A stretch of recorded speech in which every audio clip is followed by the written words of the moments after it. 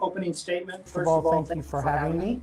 My name is Stephen Longoria. I'm running for the 458th District Court here in Fort Bend County.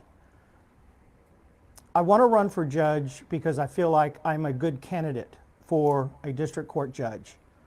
I bring a unique blue-collar work ethic to this bench, as well as my professional experience. First, my blue-collar experiences. I was born and raised in Corpus Christi. My parents were high school graduates.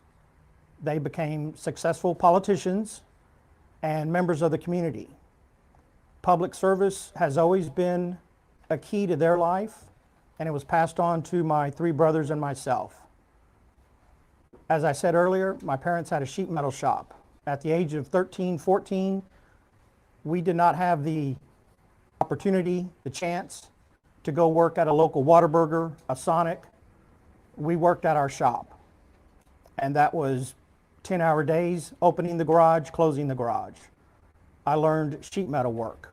I could make industrial hoods, I could weld, I could cut metal, I could break metal, I can weld, I could drive a dump truck. To me, that background made me want to get a better education. The conversation I had with my dad about going off to college was not much of a conversation. I remember vividly being on a roof on a muggy Saturday morning, and my dad said, you know, you can either stay here and work with me or you can go off to college. It was not much of a hard decision. I graduated from high school in 1984. I went to the University of Texas, graduated from there in 1988. Met my wife there. We've been married 32 years. I graduated from UT Austin, moved on to Texas Southern University's Thurgood Marshall School of Law, graduated from there in 1993. Back to my working experience. When I was at UT Austin, I worked at the Texas General Land Office to help pay for my education. When I went to Texas Southern's law school, I bussed tables to help my wife and I pay for my law degree. My wife was working at downtown Foley's, and I just felt like I needed to help in whatever way I could. So at the age of 25, I was bussing tables at a restaurant. To me, that's a work ethic. That's wanting to work. I've always been involved in community activities. When I became an attorney, I started working here in Fort Bend County. I started with the Exchange Club, and we have different services opportunities there. We work on Americanism, underprivileged children. We try to prevent the abuse of children. So I've always been involved in the community. I've been a coach, Pee-wee soccer coach, Pee-wee lacrosse coach. I've helped out in Boy Scouts. My legal profession. I started off with the DA's office in Fort Bend County some 30 years ago. I became an attorney. I was hired on by the Fort Bend County DA's office, and I was an assistant DA in the juvenile division. Eventually, I went off on my own. I've been a practicing attorney for 28 years. Why does that make me qualified to be a judge? I have 28 years of mostly criminal experience. I've practiced in Fort Bend's criminal courts, family courts, and juvenile courts. Now, I understand the district court does not handle juvenile cases or family law cases. It's a dual jurisdiction of criminal and civil. I tell you my background because that's dealing with people. I believe that's what sets me apart in this race, is for more than 28 years I have dealt with people of all races, income levels, mental levels, and everything that comes with those types of cases, the aggravation. I've dealt with people with high income, low income, no income. I've dealt with mental immaturity, as I say. I've dealt with people with mental inabilities. And so I think that's what sets me apart as a candidate, is dealing with this struggle for more than 28 years. These district courts are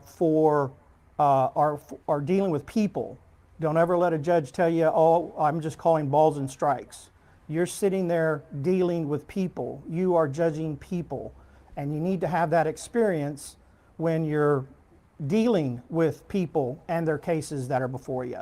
When you're dealing with bonds, when you're dealing with punishments, when you're dealing with people that reoffend and are coming back in front of you, do they need to have a second chance? Do they need a third chance? Or is it time to decide, no, they need to move on somewhere else so that the community stays safe?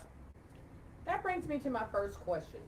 Do you believe our current criminal justice system disproportionately impacts certain communities? And if so, what remedies would you put in place to make the criminal justice system more just? Yes, I believe unfortunately the criminal justice system, we see way too many minorities in our courts. All you have to do is look at the percentages or go into any courtroom, and you will quickly see the difference between any criminal docket and a civil court docket. As far as putting remedies in place, I think you have to start with the arresting agencies to try to figure out exactly why these arrests are happening. Is it because we're patrolling the minority neighborhoods? Are we arresting the minorities? I know there's a big case going on now as far as an agency arresting predominantly Hispanic drivers. And so the best thing you can do is to try to figure out exactly why those arrests are happening and why to only a certain portion of our community. Good morning. My name is Daphne Jack. I'm